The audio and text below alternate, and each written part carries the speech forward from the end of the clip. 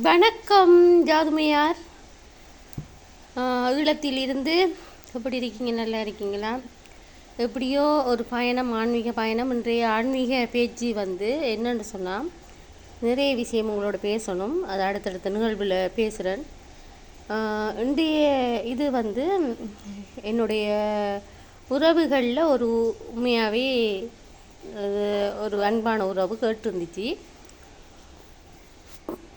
தமிழ் வாழாதான், தமிழ் வாழும் என்று நீங்கள் நிச்சயிக்கிறீங்களா? அது எந்த அளவுக்கு என்று கேட்டேன்.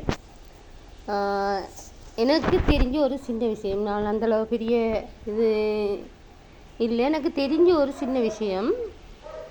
இப்போ என்ன எடுத்துக்கொள்ளுங்க, இல்லை உங்களை எடுத்துக்கொள்ளுங்க. நீங்கள் தமிழ் மீது பற்றி இருக்குமென்னு சொன்னால், நீங்கள் தமிழ் பேசுகிற உறவுகளாக இருந்தால் நீங்கள் தமிழர்கள் தான். ஆன்மீகம் என்ற வடிவாக உங்களுக்கு நான் திருப்பி அதை சொல்ல வேண்டிய அவசியம் இல்லை. தமிழை பற்றி மட்டும் இன்றைக்கு பேசுவோம். தமிழ் என்றது நம்ம பேசும் மொழியில் தமிழ் பேசுகிற அத்தனை பேரும் தமிழர்கள் தான். அப்படி இருக்கும்போது நம்ம தமிழ் பேசினோம்னு சொன்னால் நம்மளோட பிள்ளைகளும் அதை உள்வாங்கி பேசும். அப்போ நம்ம ஒரு சாதாரண ஒரு 40 வயது வாழ்ந்துட்டோமா, நம்மளோட பிள்ளைகள் ஒரு 40 வருஷம் இருந்துட்டா, 80 வருஷம், அதுகள ஒரு பிள்ளைகள் ஒரு 20 வருஷமோ 40 வருஷம் இருந்துட்டா, அப்போ 120 வருஷம் பாடுது. இது ஒரு சின்ன ஒரு குறிக்கோள் மட்டும்தான். அப்போ நம்ம ஒவ்வொருவரும் நம்ம பேசுகிற தமிழா மொழி ஆங்கிலம், அதாவது ஆங்கிலத்தை கலக்காமல் எவ்வளவுக்கு எவ்வளோ முடியுமோ தமிழில் கதைச்சா நம்மளுடைய தமிழ் வளரும்.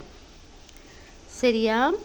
இப்போ ஈழத்தில் தமிழர்கள நிலம் அபகரித்து கொண்டு இருக்குது. அப்போ தமிழர்கள நிலம் அழிக்கப்பட்டாலும் அபகரிக்கப்பட்டாலும் அங்கே இருக்கிற தமிழர்கள் வேறு எங்கேயாவது வெளிநாடுகள்லையோ இல்லையோ எங்கேயோ ஒரு மூலையிலிருந்து தமிழ் பேசுகிறாங்க. அப்போ அங்கே தமிழ் வாழுது, தமிழ் அழியலை. உலகம் பூரா எல்லா நாடுகளையும் ஈழத்தமிழர்கள் இருக்கிறாங்க. இது ஒரு உதாரணம், உங்களுக்கு ஒரு உதாரணம். நீங்கள் எந்த நாட்டை எடுத்துக்கொள்ளுங்க, ஈழத்தில் இருக்கிற தமிழர்கள் கூட இருக்கிறாங்க. அப்போ இங்கே தமிழ் பேசுது.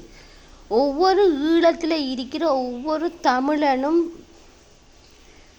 இருந்து தமிழ் பேசும்போது தமிழ் வாழும். ஏன் நம்மளோட தாயகம் இந்தியாவை எடுத்துக்கொள்ளுங்க. நான் தாயகம் ஒன்று தான் சொல்கிறது. அதை நாங்கள் தொப்புள் கொடி உறவு ஈழத்தில் இருக்கிறோடியா. எந்த நாடாக இருந்து கொண்டாலும் இப்போ ஆங்கிலம் கலக்கப்படுது. முழுமையான தமிழ் பேசுவீங்களா இருந்தால் அவங்களோட அடுத்த சந்ததிக்கும் அதை கொச்சப்படுத்தாமல் எடுத்து செல்லுவீங்களா இருந்தால் அது தன்னால் வளரும், அழியாது. தமிழ் ஒவ்வொரு ஈழத்தமிழர்கள் இருக்கும் வரைக்கும் தமிழ் வாழும்.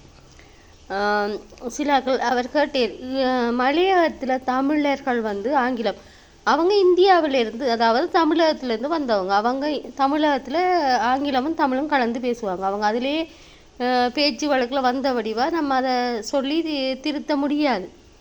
ஆனால் மட்டக்களப்பு, யாழ்ப்பாணம், ஈழத்தில் கண்டிப்பாக முக்கியமாக தமிழ் தேன்மொழி, செம்மொழி, தமிழுக்கு முக்கியத்துவம். வடக்கும் கிழக்கும், அதுக்கு தான் சொல்கிறாங்க வடக்கும் கிழக்கும் தமிழர் தாயகம். சரியா?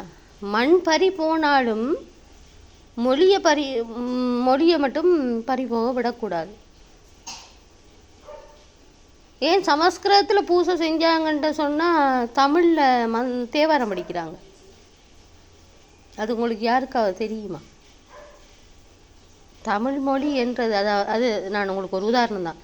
தமிழ் மொழி சகோதரமே, நீங்கள் கேட்ட மொழி இதில் விட வந்திருக்கும். உங்களுக்கு நான் இன்னும் ஒரு உதாரணம் பண்ண சொன்னால், இப்போ நீங்கள் தமிழ் பேசுகிறீங்கன்னு சொன்னால் உங்களுக்கு தமிழில் பற்றிருக்கேன்னா உங்களோட பிள்ளைகளை நீங்கள் தமிழில் வளர்க்குறீங்க. உங்களுக்கு 2 பிள்ளைகள் இருக்கி அவங்க ஒரு 50 வயசு வாழ்கிறீங்கன்னா நீங்கள் ஒரு 60 வயசு, 50 60 110 வருஷமாக வாழ்ந்துட்டு இப்போ அவங்களோட தமிழில் அந்த பிள்ளைகள் அதில் சொல்லி கொடுக்குங்களா இன்னொரு 6 வருஷம் 170 வருஷம், இப்படி பரம்பரையாக அதை காத்து வரக்குள்ள தமிழ் வாழுமா வாழாதா?